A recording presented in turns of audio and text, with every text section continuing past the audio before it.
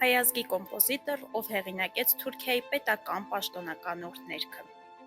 Կոմպոզիտոր Էդգար Մանասը փայլուն կրթություն է ստացել Միլանի եւ Վենետիկի կոնսերվատորիայում, իսկ Պոլիս վերադառնալուց հետո նա դարձավ արևմտյան երաժշտության լավագույն մասնագետը Թուրքիայում։ Հենց այդ պատճառով 1932 թվականին կառավարությունը նրան ընդգրկեց այն 3 հոգանոց խմբում, որը պետք է իրականացներ Թուրքիայի պետական պաշտոնական օրհներգի վերջնական տարբերակի մշակումը։ Մանասը նոտա առ նոտա գրեց նվագախմբի գործիքների բոլոր մասերը, եւ այսօր հնչող հիմնը նրա աշխատանքի արդյունքն է։